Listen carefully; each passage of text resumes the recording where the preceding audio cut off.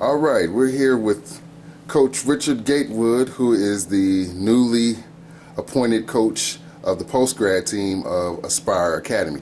Go ahead and talk about, how long this was in the process and, some of your first feelings on getting here. Well, me and Jeremy's known each other now for probably, I don't know, about 3 or 4 years. When he first got Aspire going in Arizona, I was the head coach at 22 Feet, and we kind of started building a relationship then. And kind of kept that relationship going over the years, and then ran each other Birmingham at the Adidas Championships about 3 weeks ago. I was coaching Team Animal for May Stallworth and the 17U team, and he grabbed me and texted me and said, I might have something for you. And I had no idea that the post-grad job was open, and we meet up, we talk, and I meet with him and Roger, and they kind of give me their plan, and now here I am, working with him, and I think we got a great team.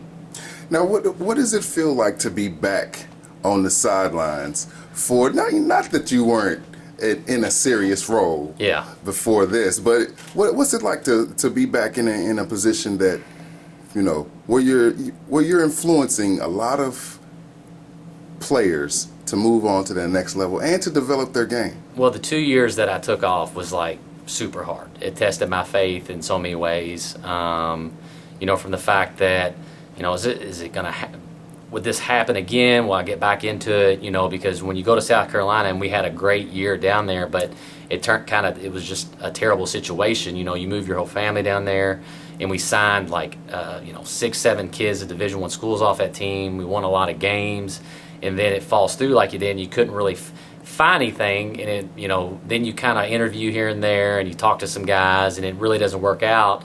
And it's almost like, I don't mean to go the faith route, but it's like God's timing, and it definitely tested my faith the last 2 years, because you go out and watch basketball, and the 2 or 3 years I was at Taylor County, the 1 year I was at Louisville Moore, and the year at 22 Feet, we won a lot of games, and then we got a lot of kids in college.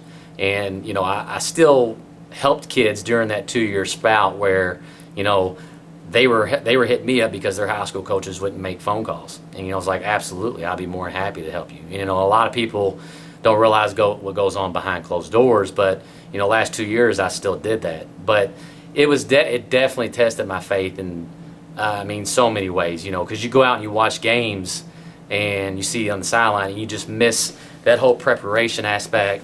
You miss helping a kid get through that barrier, pass that class, signing to go play somewhere, and it was hard. I'm not going to lie to you. There was times where it was to the point where I was just like, I might just be done with it and I'll get out of it. And I had guys like Chris Gooden, Greg Oliver, guys from Louisville here who've been old coaching buddies to me. I'm like, dude, you're a basketball coach. Like, this is what you do. It's just you took some time off, and I would say it definitely humbled me in many different ways. I got to coach my son's team this past year, and that definitely helped my patience a ton because it was second graders, but I had a lot of fun doing it. And then Mays kept pulling my leg, want me to do, the 17U team. We had a great year. We went 5-2 at the Adidas Championships a couple weeks ago, had kids get multiple offers. At the end of the day, I was trying to tell parents, listen, I know some of y'all want to win, but it's about getting them scholarship offers. That's what AAU's about. Nobody remembers the last 5 years who won the Adidas Championships, but they can remember who offered them. But yeah, man, it's just, I'm super excited to be working with Jeremy, and I think it's a good situation. I wouldn't get back into it if it wasn't. I interviewed at several different high school spots, and it didn't work out, and I was offered a couple jobs, and I didn't take them. It's kind of like one of those things where, it's just timing, and I think everything happens for a reason. Coach, what did you learn from that last experience, that helps you get a great start here? You mean prep school? Yeah. I think it's more knowing the business side of it. They're about the kids here. Where I was at, it was more about making money, and I understand you have to pay the bills somehow, but there it was just a bad situation once I got down there. And then when we got down there, it was like, all right, let's make the best of this. Let's get these kids scholarships, and let's do things the right way. When you do things the right way, you'll win. And when I met with him and Roger, I told him, I was like, listen, I know how post-grads can be. Sometimes some programs, a post-grad can just be another program to the school. And, Jeremy was like, no, I don't want that. He's like, I want you all to compete. I want you to win. I want kids getting scholarships. That's why we want to bring you on. So it's not just, I'm not just involved with the post-grad program. I'm also involved with the high school program also. I'm helping him in many different ways. I remember when I first got into coaching, I was young like him. You always read something like in a book where, what would you tell your younger self, 10 years ago? There's definitely some things I think I can help him with on that aspect of it. He was just like me, like young, energetic, let's go, rah-rah guy. He does a super good job. But I think us working together, I can learn from him, he can learn from me, and it's just a good situation. With him and Roger, the dorms are awesome here. Everything's here in one location. So we've got every ingredient to make this a powerhouse, just to get it going. What was different about your coaching approach when you have so much better talent generally on your roster than what you had maybe in high school? I think you had a very good team that year. Absolutely, last, yeah. 3 years? Yes, the year we had Quentin and David, heck, our backcourt was better than most Division Ones. Then you throw Ezra in there, who could have played college basketball. He was really good too. But no, I think it's getting guys to buy in. I've always told our guys, when you used to interview me, if they don't love me, they're not going to run through that wall for me. Now, there's got to be a time where you've got to be stern with them and lead them in a certain aspect, in a direction. But I think it's getting those guys to buy in. That's the biggest hurdle. Once you get them to buy in, you can run peanut butter and jelly, and they'll run it better than anybody. But I think that's what separates prep school from high school. Also, getting them in front of college coaches. This is the easiest way to get them evaluated, and a lot of people don't really know that aspect of it. Meaning, not a knock on Kentucky talent, but it's easier for a college coach to come to our games and watch them play against a junior college or watch them play against another prep school, and they can see how good they play against a grown man rather than playing, against a school from Kentucky. It's an easier way to evaluate them. But I would say getting those guys to buy in is the biggest hurdle. And once you do, your X and O's takes over. The talent level, is through the roof every night.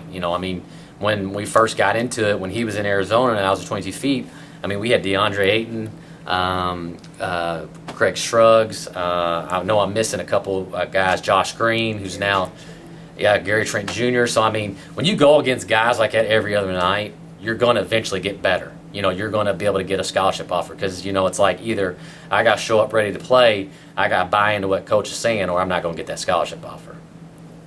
How different is it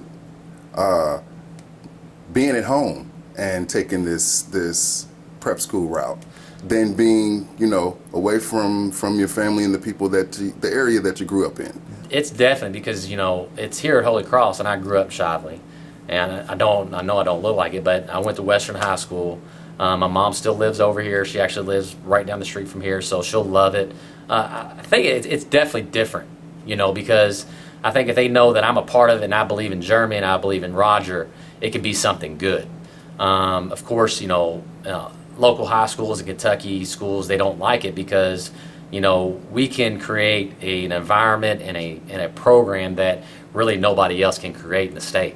As far as contacts, getting them in front of college coaches, the traveling, the playing against better talent. So being here, I think it has every ingredient to be big time. I really do, because there's nothing else like it. What's the closest prep school to here? There's not too many within 150 to 200 miles. So, it has every ingredient to be big time behind Roger and Jeremy, and I think it can get to that. More high school. What's different about you as a coach now? It seems like a long time ago. It really wasn't, relatively short amount of time. Yeah. But you did very well over a very short period of time. What can you say looking back at your meteoric rise, so to speak, that you kind of jumped on everybody's radar almost overnight, and people were calling you one of the best coaches in the state, if not the best? Well, I wouldn't say that, but I think I care about our kids. And when I got a lot of scrutiny at Taylor County and even more because kids wanted to transfer, it was because we lived in the gym. We worked at it. I called college coaches for our kids. As long as their grades were good and they were great kids off the floor, outside being a basketball player, I did that. When I was at Moore, oh man, my wife's not going to agree with me, but I would say I'm better with referees now. I think I've grew up on that part of it. You look back and you watch some old film and you see, and don't get me wrong, every coach is going to get a tech, but you look back and how you work the officials is definitely different now. I would say getting kids are different than they were. That was 6 years ago. So kids are different than they were 6 years ago. So you got to figure out a new way how to get them to buy in. And that's through relationships. That's through, knowing what kind of music they like, just sparking up a conversation with them. There's a reason why guys like Roy Williams and Coach K and Jim Boeheim, these guys who are older that are still able to stay in the game. But I look at it as, they've gone with the crowd. They know how to relate. But back in that 2013, that was only 6 years ago. I would say, oh man, I would say I always grow as a coach. I think I'm always a sponge. The last 2 years I've sit back, I've watched college practices. I got a couple buddies now who's actually coaching the pros. They send me stuff and I read up on it, and just trying to get better as a coach. And I think that's why I had some success that I did was that I never just stopped. I watched high school games this past year, and the same high school coaches are running the same stuff that doesn't work that they ran 6 years ago. And I think that was different for me where, if it didn't work, I was trying something new. When I was at Taylor County, I had 2 point guards. Same thing when I was at Moore. I was learning how to play 2 point guards together. So I watched old Connecticut film with Kimball Walker and Shabazz Napier, and then Ryan Boatwright and Shabazz Napier. So I'm always learning. I don't think that's ever changed. If you go through my phone, there's probably 400 videos where I was watching college game or a pro game. I was telling Jeremy the other day I've got some ideas for him, just to show him where I would stop it, videotape it. You hear my kids screaming in the background, but it's just me trying to continue to learn and grow in the game. And I think that's where a lot of coaches go backwards. And it's me trying to be able to relate to young people also, getting them to buy in, because at the end of the day, if they don't buy into you, they're not going to work hard for you. But that first year, I would say I think I've gotten a little bit better with officials on and working them. But as far as me as a coach, man, I think I would press less. I'm more half-court man-to-man guy now. When I first got that job, I would ask college coaches, what do you want me to do to get them better before they get to you? And every single one of them was like, on time, but just make sure they know how to guard. The verbiage, stance, knowing how gaps work, knowing how to guard ball screens. And over the years, I've kind of kept that going and just trying to grow into it where, if a kid comes to play for me, when he goes to that college coach, I want him to know that he got coached. And I think every kid that's played for me, whether it was at Moore, Taylor County, and at prep school, I think they would say they got coached a little bit at the end of the day. And they got loved a little bit too. Well, I got to ask you about David and Q. Uh-huh. What's it like, Q, to be excelling on the college level for a number of years now, and David to see the success that he's had over the past couple of years, and now, maybe getting a shot. What's it like to see those guys? Not surprised whatsoever. When you add up how many hours we were in the gym together, it doesn't surprise me, and I'm like so proud. It's like a proud dad. We went up. I took my boys first time to see him watch Quentin play back in February, and he took them in the practice facility. And Cooper kind of remembers Q, but he was 4 when we went on that run and won all those championships. And he was like, "You coached him?" I was like, "Dude, I had to get on YouTube and show him your old videos of him and whatnot." But man, I'm just so proud because you got great kids that you've seen work really hard, that bought into working hard. And now you're seeing it pay off. In like nothing as a coach makes you more proud. And then you throw in the fact that they're even better kids, that just it gives you coach chills, and it makes you feel like that you've done your job. And also with David, him going the junior college route, I was so scared because junior college can be up and down. And man, he just absolutely just destroyed it this past year. We stayed in touch, and he was being David, man. 14 assists a game, finding guys, They were, top 5 in the country all year. And, I'd get on Facebook Live and watch his games. And, man, it was a joy to see all the success that they've had. Quentin with the tournament, the last 2 years before this last year, and then David with all the accolades he got in junior college. It makes me very proud to see that, because you see all the hard work paying off. And it's not just them two. I still stay in touch with a bunch of our kids that played for me. Austin Webster, he's in the Navy. We stay in touch. Whopper, Devin Rafferty, he's in the Marines. And you see these guys, that just absolutely work their tail off, and you see them having success in whatever they're doing. And I know I'm missing a lot of kids, but just them two off the top of my head, I see them on social media posting stuff, and it's just awesome. It just makes your day. And when I'm having, in the last 2 years, when it was really, really tough, when I seen David having that success and I seen Quentin having a success, it kind of helped me get through it.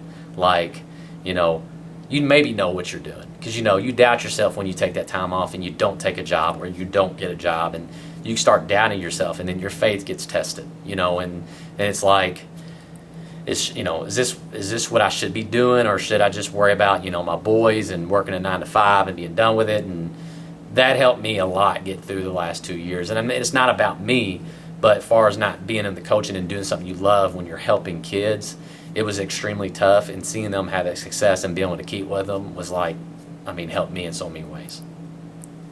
What will it be like to